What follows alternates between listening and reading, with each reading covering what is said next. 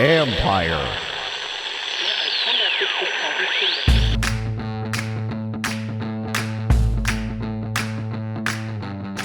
Hello and welcome to my podcast. Do me a favor, subscribe to the John Con Report. Wherever you get your podcast, you're watching on YouTube, hit that like button, hit that subscribe button. You can find us there as part of Empire Media. That's always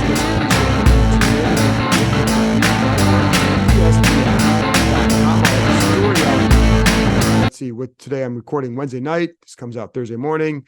So probably Friday or so on just some of the pass protection issues and just where it all stems. And obviously we've talked a lot about Sam Howell's role, but it goes beyond that. And so obviously, going to have something on that for, I believe it is for Friday. So there you go. Look for that. Now, in a few minutes, I'm going to be joined by former Washington tight end turned Commanders analyst, Logan Paulsen. Sorry about that, Logan. It's Logan Paulsen. Logan Thomas is the one who's still playing, and I'll get to him in about 30 seconds. Anyway, Logan Paulsen and I discussed what's going on with the protection from many different angles. Again, not just like, oh, is Sam holding too long or not? What can be done? So we know we know they have a young quarterback. We know that the line has some issues, etc. So what can be done to improve the situation? And just looking at it from multiple angles, really good discussion with Logan Paulsen. And hope you stay tuned for that, get some knowledge out of that, because I thought he was very insightful. And I went in that direction rather than kind of talking more about the Eagles. We do get into the Eagles a little bit at the end, but rather than having an Eagles reporter on, because I think this is such a big topic that I wanted to get you guys informed. And I asked some questions that we were asked the other day, Bram and I, on the live stream show about maybe some things going wrong. So I wanted to ask Logan about that as well, because he's smarter than me, a lot smarter than me. So anyway, there you go. So stay tuned for that. Before I get to that, a couple things. Tight end Logan Thomas was a limited participant in practice, but he was out there in full pads doing some bag work before, just some contact with the bag work, or just blocking bags and all that. So, certainly looks good for him, but see where this goes, because there's always, with concussions, you never know, but he was out there, good sign. There you go. A lot of questions today about Sam Howell. And of course, and just like, how's he handless? What are you looking for, et cetera, et cetera. And I think one of the things that Ron Rivera talked about is something that, this is why I don't worry about, well, how's that game going to impact him? He's a resilient kid, and the strength of his game, or a strength of his game, has always been his demeanor, how he doesn't let things bother him. Terry McLaurin talked about this, something I've talked about, but also written about, which is before this game, every time he'd have a bad series or a bad play in previous games, he'd always respond with a really good drive, whether it led to points or put them in position to points. And whether it was a missed field goal or a fumble, he put them in position for points because of how he bounced back from a bad drive. I certainly expect him to bounce back. A lot of good examples of a lot of good plays in his first three starts. And you don't ignore that because of one bad start. And yes, there are things he has to clean up.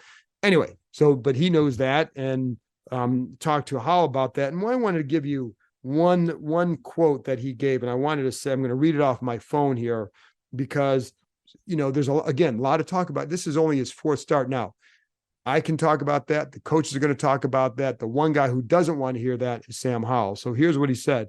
He was asked if he found solace in the fact that he's a young quarterback and that this was only his fourth start, and his quote was, "Honestly, no. I don't make any excuses for myself. I expect to play much better than I played on Sunday, and my teammates in this organization deserves for me to play better than I played on Sunday, and I just got to do a better job.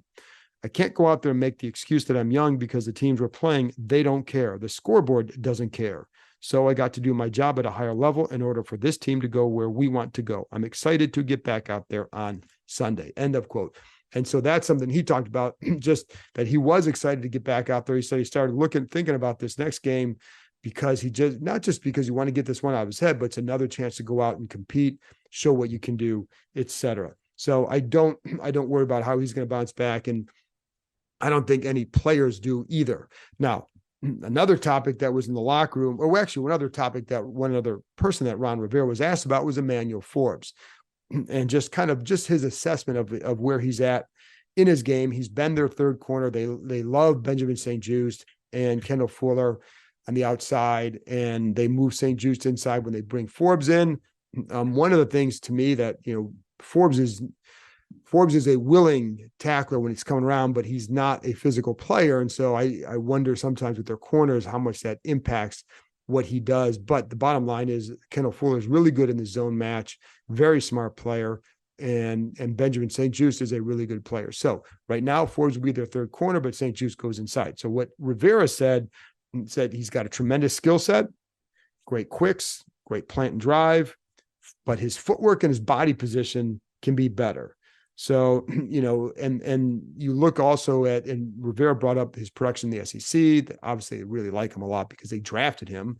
But anyway, so people wondering what's going on there. Some of that is what goes on. And, he'll get more time, and he'll certainly, Kendall Fuller is a free agent after the season. So you would expect Forbes to be there next year next to St. Juste as the outside corners. And then also Terry McLaurin was asked about the amount of targets he's getting or not getting, and same with Jahan Dotson, and just how they handle that. And McLaurin is very matter of fact about it. And he knows that it's a young season. It's only been 3 games, and you don't go and make waves. Because one thing he doesn't want to do is create waves and create a situation with a quarterback, especially a young one, where you're just more worried about what this guy getting upset about. Listen, when Kirk Cousins was first starting here and he had Pierre Garçon and Deshaun Jackson, they gave him some earfuls. And, they're highly competitive, highly successful receivers. And so there were times where I think people here wanted Kirk to kind of stand up to them, but they were going to be very vocal about what they needed or what they wanted to get. McLaurin's not like that. So that, I think, is something that's one reason why they really like this guy, McLaurin, because he is that kind of a leader. He also said that a couple of years ago, he did say something one time, got some pushback on it, and realized that maybe it's not always the best thing to do. They clearly know what they have in McLaurin, and they need to find ways to get him more involved.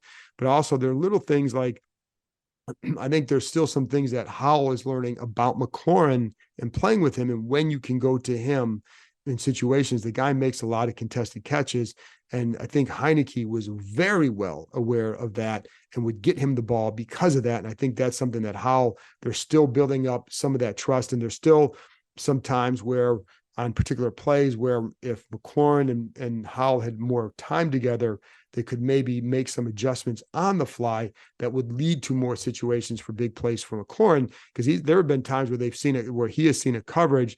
It's like if they were further advanced in that relationship, that they may both be on that same, quote unquote, same page, like a Kelsey and Mahomes. Those guys are Hall of Fame players, but the part of the thing is that they've played together and they're both smart players and they see it. And so when you get to that point, you can make some off schedule or backyard type plays where you just like, hey, I'm going to go down here and just do this, right? And you just know from, look, they're not clearly not there yet. That's part of the growth of them working together, but it's something that McLaurin knows can happen eventually. And then the last thing is again, for that, going back to the pass rush stuff and the O-line and talking to some of the O-line guys, interior guys, and then just what they can do to help. How can you have a young quarterback, and we know not all the sacks are on the offensive line. Certainly some are, and the protection needs to be better. So what can you do to help him? And so that with some of this stuff, and certainly with the interior guys, they know because Howell's a shorter quarterback, they need to do a better job of anchoring and giving him a little bit more space in front of them to complete some of those throws. And so that would help as well. Anyway, that's it for me. That's my little Wednesday update report. Now, let's get to my conversation with former Washington tight end Logan Paulsen, talking about the protection and a few other issues, taking also a little bit of look at the Eagles defense as we get ready for Sunday. Wait, are you gaming? On a Chromebook? Yep. It's got a high-res 120Hz display, plus this killer RGB keyboard. And I can access thousands of games anytime, anywhere. Stop playing. What? Get out of here. Huh? Yeah, I want you to stop playing and get out of here so I can game on that Chromebook. Got it. Discover the ultimate cloud gaming machine, a new kind of Chromebook. Disney Plus, Hulu, and ESPN Plus. This fall, the Disney Bundle has all the action. Holy smokes! Watch live NFL and college football games on ESPN Plus. On Disney Plus, there's Loki Season 2. It's on its way. And Ahsoka. Buckle up. And on Hulu, you can watch The Boogeyman and Welcome to Wrexham. Oh my God, the expectation. All of these and more streaming this fall with the Disney Bundle. Blackouts and restrictions apply. 18 plus only. Access content from each service separately. Offer valid for eligible subscribers only. Terms apply. Logan, always appreciate you having you on. And the big thing I want to talk about is the protection. And, obviously protection encompasses more than just the offensive line. It's receivers with the right splits, running the right routes. It's quarterback, ball. It's the offensive line. So I am curious, though, from your perspective. And by the way, people should know you and Craig put on the Take Command podcast, put out your film review on Wednesday, correct? Yeah, Wednesday. Mm-hmm. Okay, that's right. So people can go look at that. So, anyways, in general, 19 sacks through 3 games is way too many. Right. Yeah. A lot of hits. How do you, when you're looking at that, what's going wrong?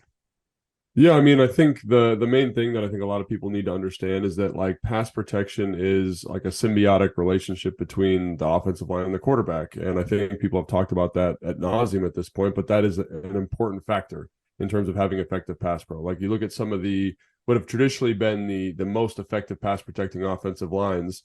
I don't think it's any coincidence that they're with guys like Tom Brady, Peyton Manning, Drew Brees, guys who understand kind of the importance of getting the ball out with a rhythm and timing that is conducive to good pass protection. And so what I mean by that is like, the offensive line is designed to kind of cultivate a pocket, whether you've got tight ends or backs, we want a pocket for the quarterback to be able to throw the football. That's pretty obvious, but that pocket is cultivated around a launching spot, which is approximately 7 yards, depending on the coach.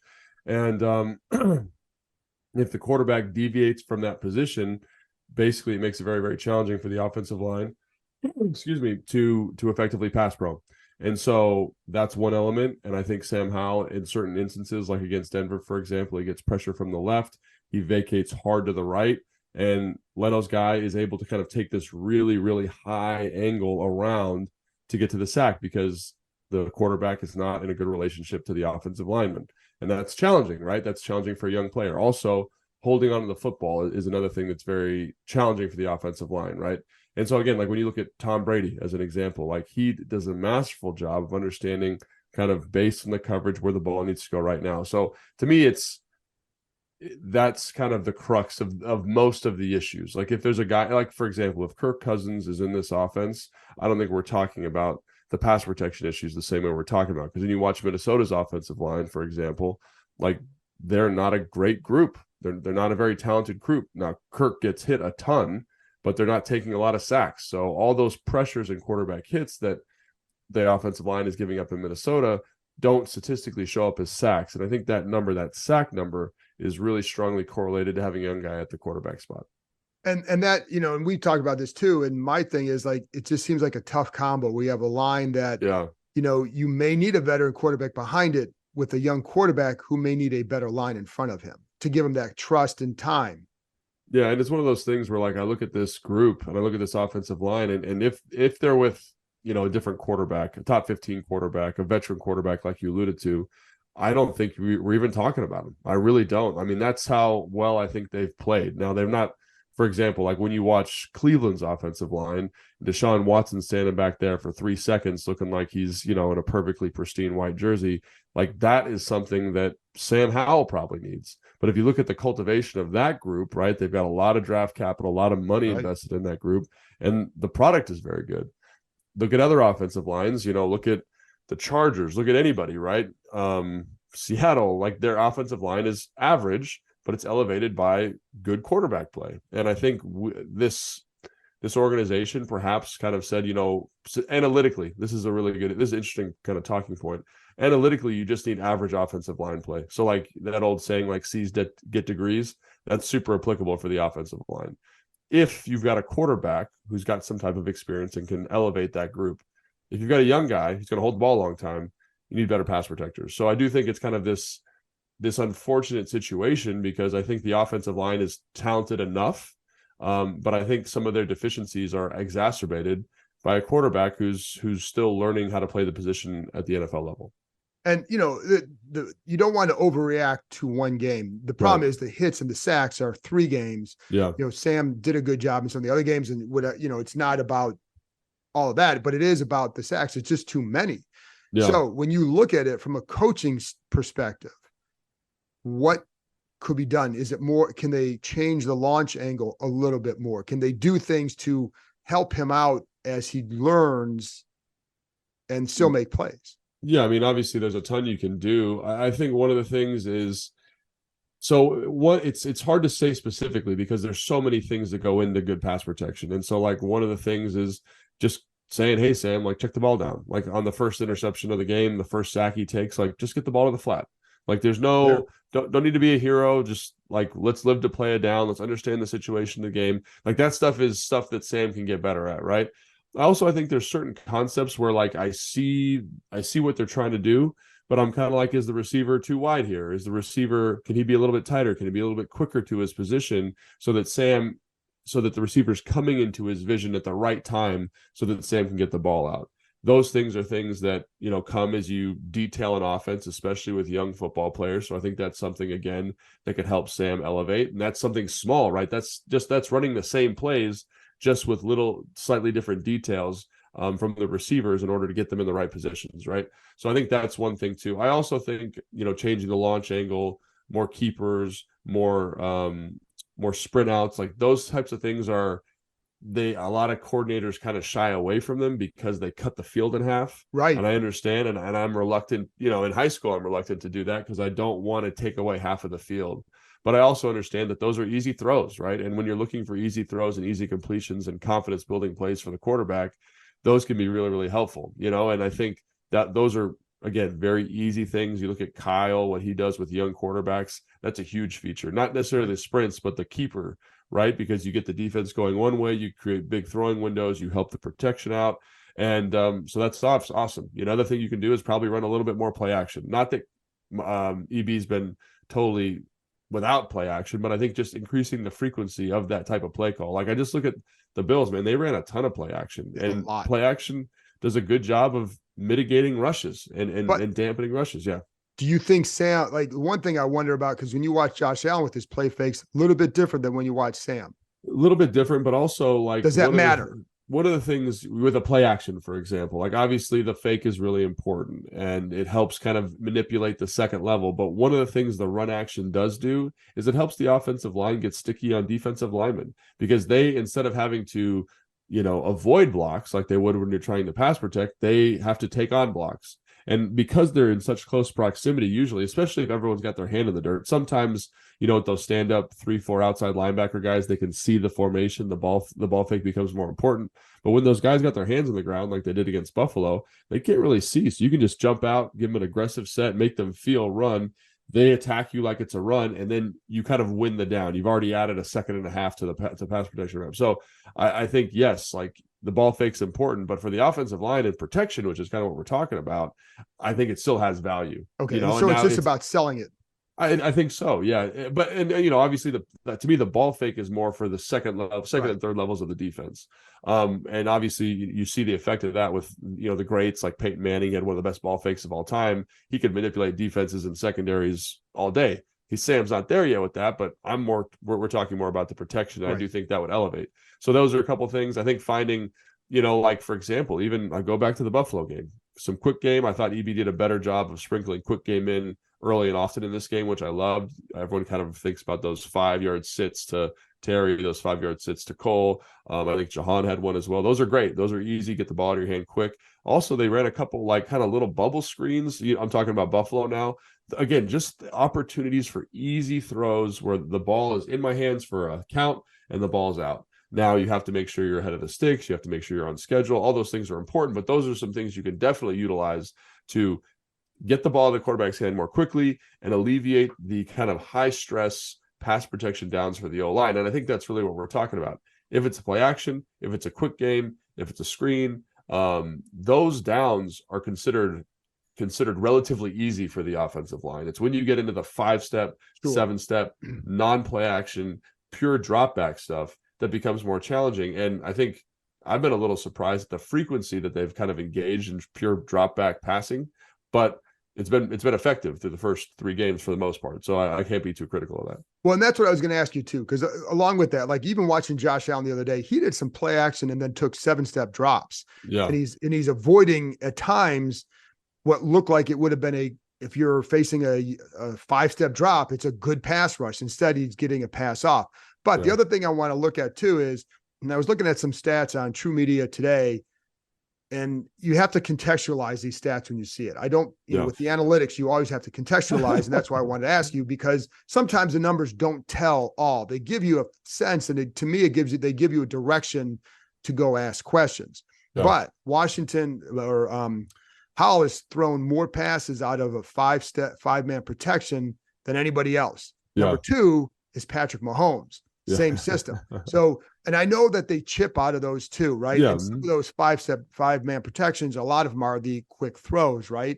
So I'm wondering, what do you think about the protection schemes and just how many times they use extra men in protection, whatever? And sometimes I know it could be a guy he's maybe supposed to help, but he's going to release because nobody's coming. So I understand that it's not just straight 5-man protection calls. It could encompass a lot of things.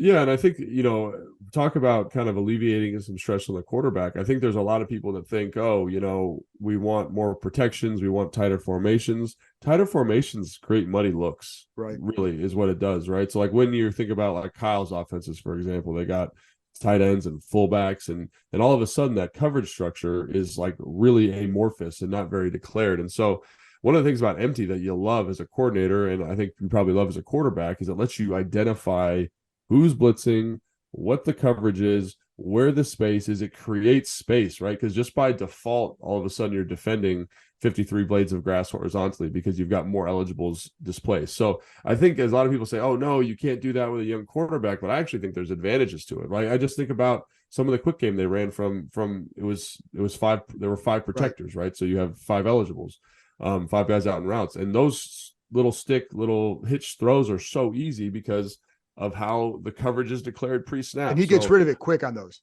Yeah, absolutely. And I think even for some of the deeper drop back stuff, like this O-line has done a pretty good job of kind of giving a pocket that's, obviously for Arizona and I would say Denver, a pretty good job of creating pockets where you can kind of find those holes and find explosive plays because, unfortunately with a young quarterback, especially one that has a tendency to take sacks, the way to counteract that is to find big explosive chunks. So I don't have a huge problem with it. I think the thing that I have a problem with, maybe if I was being hypercritical here, is just the frequency, right? Like if you're doing one thing all the time, people can get a beat on you. They can dial up protections or blitzes, that beat your protections and attack your rules. And I think that's the thing is like, I always think of good play callers.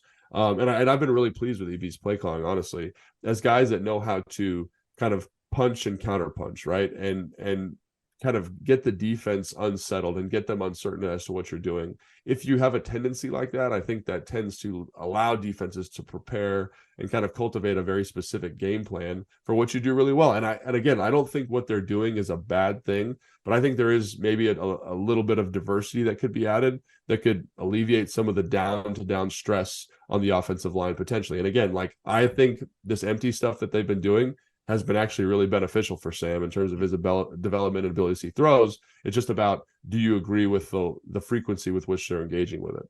Yeah. And it's funny because when they've gone empty, he does get rid of the ball fast. And so the empty sets haven't been an issue because because it is defined and he is getting rid of it. It's if they're 5-man out of a certain look and now it's a drop back. But I'm sorry. No, I was just going to say because I think they do so much empty, they do quick game, but they also do 5 steps and they also do other stuff out of that. So maybe you bring down the percentage of 5 steps. I don't know. And it's hard. That statistic's hard to know. What is the 3-step? What's the 5-step? What screens are they running out of it? Right. But I think just going off of kind of my gut instinct with no numbers to support it, I feel like they do a lot of 5-step out of empty. And it does create big plays and does create good throwing windows, which is awesome. But it also stresses the offensive line. So that's kind of the give and take of that. Do you think, and this is maybe better question for Bieniemy, but he's going from Kansas City to here. It's a different, while it's the same system, far different personnel, et cetera. what's the challenge for a coordinator when this is your system but you're going from here to here with Mahomes then to a young quarterback? Is do you think he's still kind of learning what these guys can do? Yeah, absolutely. I think that's entirely possible. I think, when you've been in a system for a long time with a certain personnel, with a specific quarterback, you got to learn what like mere mortals can do a little bit, and what young players can handle. And I think one of the things we often forget, or at least I forget when I'm evaluating this team, is you've got very young players playing huge roles in this offense. You've got two very young guards.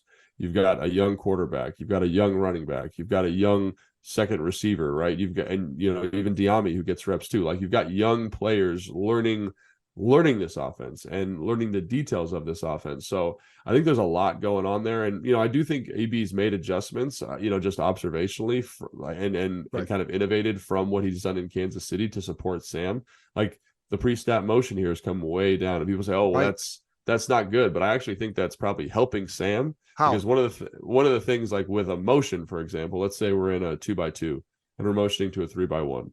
Like, I have to be able to not only articulate that in the huddle and explain and get that verbiage out, but also like I have to understand like how that affects the concept, because it's now out of a 3x1, and how the coverage is going to change as a result, as opposed to these static photos that you get from like the pre-snap, the traditional pre-snap that they're getting now.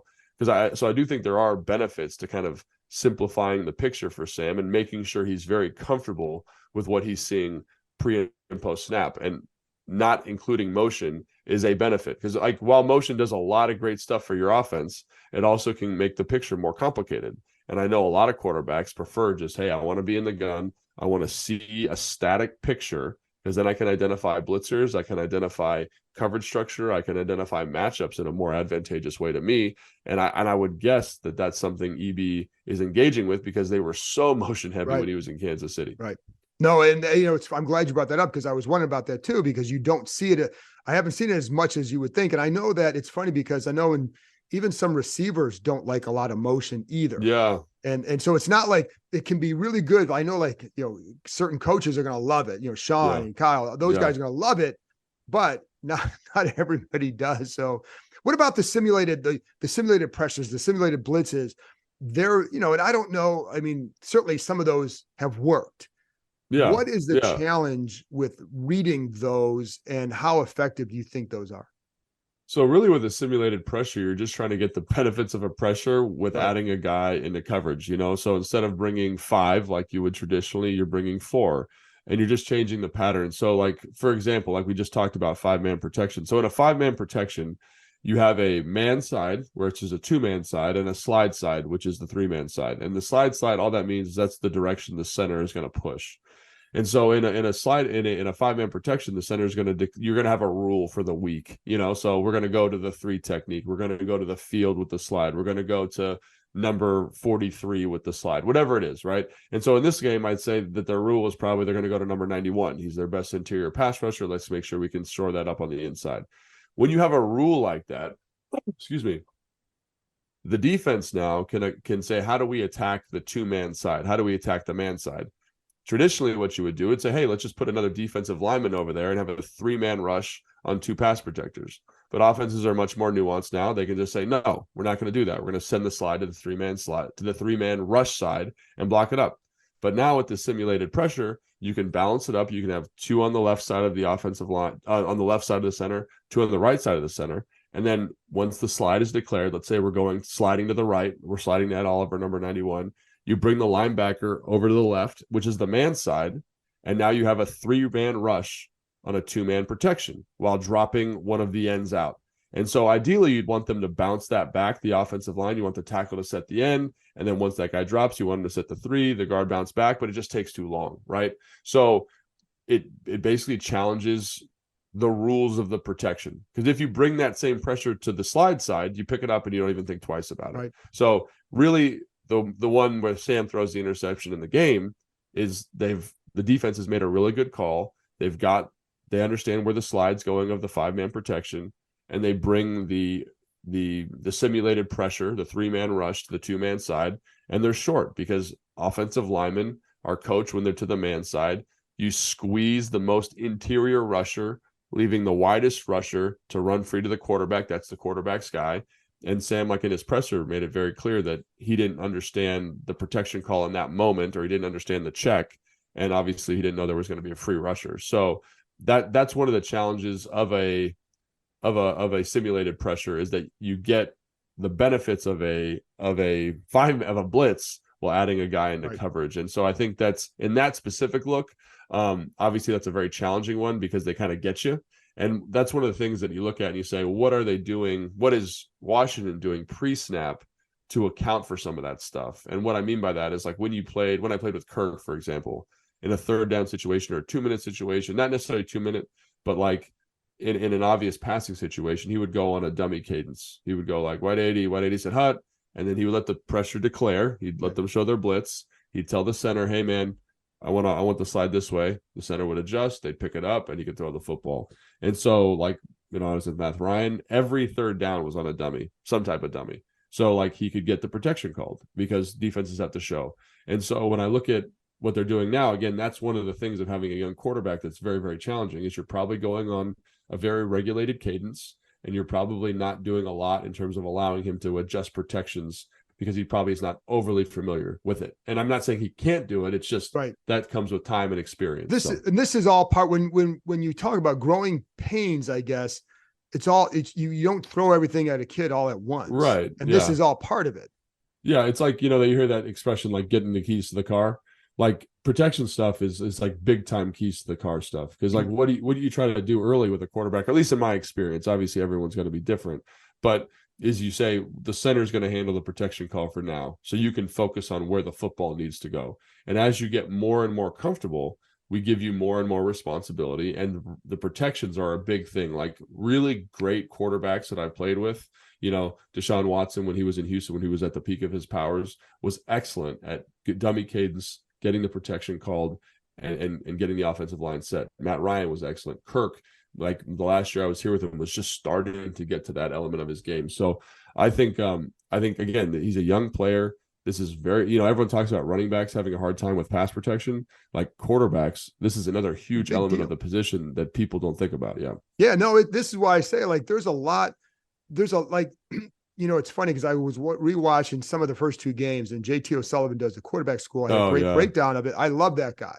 He's awesome. I wanted to have him on, and he's like, he can't do it. He's just way too swamped with it, but his breakdowns are fantastic. And I was watching some of the stuff that he talked about, like the Denver game and both the first 2 games. Like, there's a lot of good stuff to build on. Yeah. But this is also part of it. You have to, the negative stuff is going to come with that. Sure. And so it's all one piles on top of the other to create what you're going to be eventually. What about, I don't know, do you want to comment on that or? No, I think that's 100% right. I think, like, with any young football player, they're going to develop, they're going to get better. And part of getting better is getting worse at times and learning. Yeah. Like, for example, that Broncos defense, not Broncos, the Bills defense is really talented. Like on that pressure we were just discussing, like they have the flat defender running from a half field safety position to the flat. And like, how often has he seen that? And how often do defenses in the NFL do that? They do it pretty regularly, but that defense has been together for like 5 years, and they're going to make you look worse because of their experience and because of their understanding of where they're weak and of the coverages. So I think to your point, like he has done some really, really great stuff, Sam, but he's got to grow, he's got to improve. And that doesn't happen. This is his 4th game playing quarterback in the NFL. Like, come on, man. Like, it's gonna be a long process for him, and I'm really happy with what he's done, but also like he's got to get better, and I think he'd tell you the same thing. So and there was just last part on that, there was another blitz they brought off the other edge later in the game where he gets it to Antonio right away. Yeah, and so, he did a great job with and that. It wasn't exactly this because the rotation was not the same, but he got rid of it right away and he recognized it, and so that's good. What about like another thing that we talk, you and I talk about, others ask about it?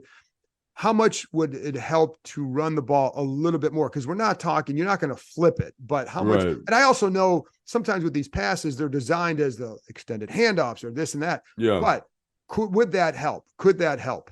I mean, it could help, but I also think you don't want to be the New York Jets this last weekend and say, "Oh, our quarterback can't play football, and we're going to run the ball into bad looks." I think one of the things that I even after the game was a little bit duped by, because I'm like, man, B-Rob's averaging 7 yards a carry, Gibson's averaging 8.5. Man, they should have run the ball a little bit more, right? But when I look at it, what they did in the first half is I think the Buffalo Bills did a great job of saying, man, we know they're going to want to run the ball. We're going to be in a lot of single high structure plus looks in the run game and basically make them pass. And then in the second, and if you look at the first half rushing efficiency, it's not great. I think they averaged like 2.5 yards a carry or something like that. Nothing. Robinson did a little bit better than that. Yeah, but it wasn't like it was like he had a couple neutral runs, he had a couple non-runs, he had a 5-yard gain. It wasn't like it wasn't the same efficiency you saw in the second half. And one of the reasons you see a better efficiency in the second half is because they're in a lot of cover 2 structures, right? They're in light boxes, and that's mathematically like when you should run the football. And in the second half of the Broncos game was very, very similar coverage structures.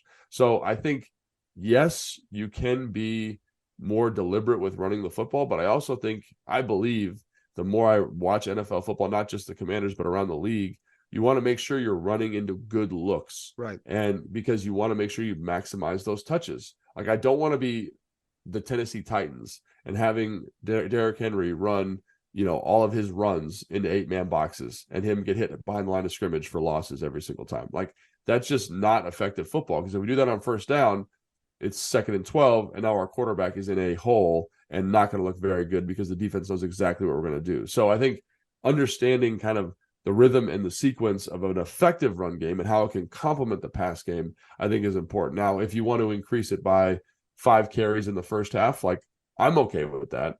But I also think you want to make sure they're going into good looks. And I think about when Kyle was here when I watched the 49ers, they don't run into bad looks, but they give Brock Purdy a lot of dexterity at the line of scrimmage to make checks. Hey, it's 2 safeties, or it's an advantageous look. We want to run into this look. They give it to us. Let's get to that run right now. And I think that's something that maybe if you want a more efficient run game, you can employ. But obviously that's something that Kyle does and that Tree does very well. And Andy Reid, I think they do that, but not with the same kind of emphasis as some of these other teams. So, like, you bring in EB because he's coming from an offense that's beautifully choreographed from a pass game standpoint. If you wanted to bring someone in from Kyle's tree, it's because you want to kind of incorporate the run game a little bit more. Like, this is who EB is. He's a really smart guy, really good coordinator, but also, like, he's a guy that's going to throw the ball a lot. And I'm okay with that because I think there is an efficiency, especially in 2023 NFL, with that. Yeah, and it's funny because one of the runs too, I think it was the second. I think his first one was out of an RPO. Yeah. And it did all right. So, but that's also reading the box and all that. The last thing I want to ask you about then too is because they obviously have the Eagles this weekend, and that's a very good front against the run. They're really good. What surprised me is their pressure numbers aren't that great. Right. And I think and it's not a comment on it, but it's just, again, looking at the numbers and do the numbers tell you the story, but it's 6 sacks. They rank low in quarterback hits. Yeah. But they also have the 7th fastest time before a pass for a quarterback. So in other words, they're getting rid of the ball a little bit quicker, but their pressure rate is low too. How do you interpret that? Because they have a lot of talent in that line. And so that's why I'm wondering this matchup, how that looks to you. Yeah, I think they've played teams that understand what Philly is. Right. They played New England. New England ran the ball a ton. Minnesota has Kirk, and say what you want about Kirk, he understands how to get the ball out of his hands quickly. And obviously they played Tampa Bay last night, whatever. Not or whatever night that was, a couple nights ago. So I think they played some teams that make it hard to rush the passer, quite honestly. But also I think that they are a team that they don't win quickly in as pass rushers, right? You've got Fletcher Cox, who's a power rusher. You've got Jordan Davis, who has been playing very, very well, but is a power rusher, right? You've got Jalen Carter, who wins quickly, but even some of that stuff is a little bit messy. Josh Sweat, I think, can win quickly.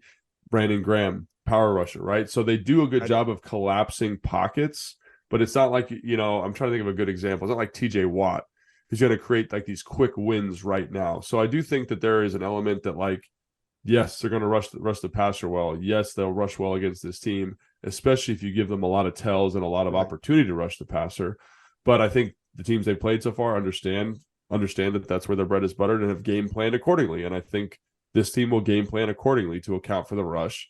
And I also think it's important to know the style of rush you're going to get. It's not like this crazy, quick win type of group. They're good pass rushers, but it's not this kind of super dynamic, immediate win type of group. Right. And Hassan Reddick can get that at times. He's the one guy that can do that. Yeah. But I think Wiley matched up pretty well with him, like in the Super Bowl. Right. But the interior guys are they're going to drive you. They're going to bull rush you, do whatever, and try and drive you back. And so create maybe. But that's what I'm wondering. Like, if you're the Eagles, if you get that split second extra time by giving them a different look, then you suddenly give these guys more chance. Well, I think it's definitely something to be considered or concerned about if you're a Commanders fan, because this team is leading the league in sacks. And like we talked about, it's not just the O-line, it's not just the quarterback, it's not just the concepts, whatever it is, it's kind of everything. But versus a powerful rush versus a quarterback who holds the ball, who's not a big guy, they're going to collapse that pocket on him. It's going to present challenges. So I'm really kind of curious to see what EB does in his plan to kind of make that group a little bit less effective, because I think there are some things you can do from a game plan perspective. And I think you don't have to look any farther than what the Buffalo Bills did to the Washington Commanders this last weekend. They came out in different personnel groupings. They ran different concepts. They ran quick game. They did all sorts of different stuff to make the rush less effective. EB, I believe, could do that same thing to Philly. I'm just curious to see how he chooses to do it. So last thing, when you look at this matchup, and they've played the Eagles pretty well outside of the 9-sack game last year. Yeah. Played them pretty well. You're coming off a terrible loss. Yeah. And now you're going on the road against arguably the best team, one of the best teams in the league, certainly. Yeah. What do you think about this kind of a matchup in this kind of a situation? Well, I think it's good that Philly is still kind of working through finding their identity a little bit offensively. I think Jalen Hurts, for whatever reason, looks a little bit unsettled. So this one thing I will say about this defense is they know how to stop the run, and they can stop the run if they have to. And I think versus Philly, they've done a good job of that. And if I'm Jack Del Rio, I don't want to say I'm selling the farm, but I'm mortgaging a lot of resources to making sure that they cannot run the football versus us. If they can't run the football versus us, as of right now, and I've said this before and I've been burned in the past, as of right now, watching Jalen Hurts through 3 games, I don't think he can beat you throwing the football.